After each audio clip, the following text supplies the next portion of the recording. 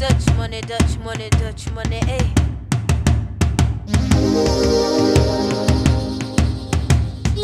Give me Dutch money in a coffee shop. Gotta give me Dutch money cause the coffee's out. I got crowns and euros, that's right. Plural been to Europe too many times now. It's your goal. In Holland, I stayed up in the crown again, but when I'm living in... My name is YaNi, YaNi. I am a hip-hop artist and writer, lover of life.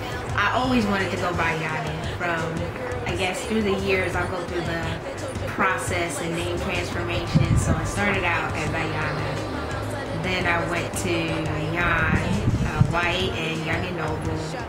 Then I got to Spellman. I went back to Ayana. Now I go by YaNi because I want people to feel like they know me. You know, that's what my friends call me. That's what my family calls me.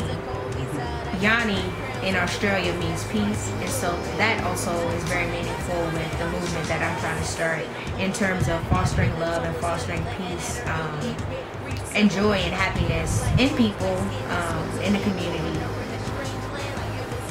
You'll see that whole movement manifest in terms of peace. I'll be going around finding out how people achieve peace within their own lives, different Zen techniques, different ways peace is manifested within each of us. Yeah, that movement's about to start. Peace personified, peace for president. Don't forget it. You'll be hearing more about it. I got my start in music. I attended a Catholic school. Freshman year, they asked us to do an assignment on the 10 Commandments. And so I did something on Moses and the 10 Commandments to some popular hip-hop song. From there, my dad, who's a pastor, had me do something on Esther to Mr. Cheeks, whatever his popular song was at that time. And I was like, he's up to Heezy for Sheezy. It was really corny, but it worked at the time. So that's where it started. It started in the church.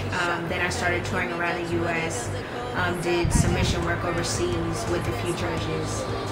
And then it just went on. It's your girl, gotta give me Dutch money in a coffee shop. Gotta give me Dutch money cause the coffee's out. I got crowns and euros. Dutch money basically explains my world travels, where I've been, what I've done, my desire to be back overseas, entertaining people, working with different artists, and essentially living overseas at some point.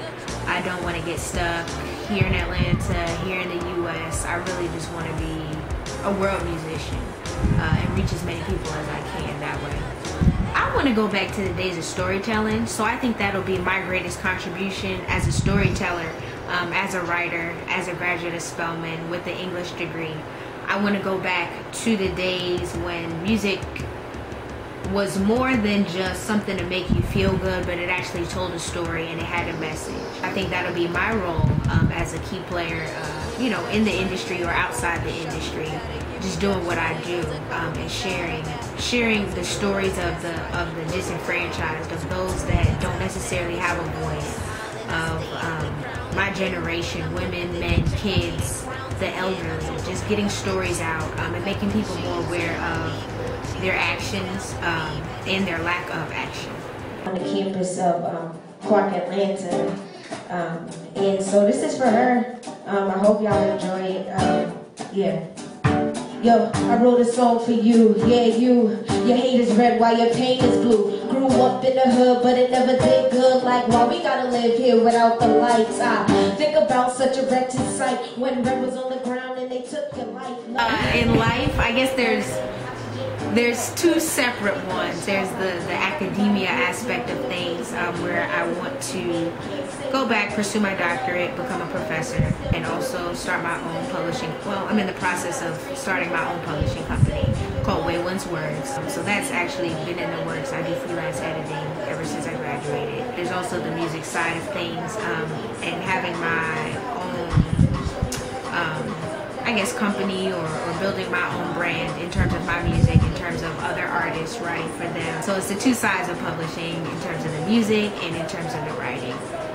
That's what I want to do. Honestly, like the feeling that I get while I'm recording or while I'm performing in front of people is like that same kind of energy. Mine would definitely be like a drawn out like make out session, like make love session, where you're like, this is just taking everything in me, like this is just wearing me out. It would definitely be making love, because you would just be all in it and be very sensual, very, very intense for a lot of people, you know.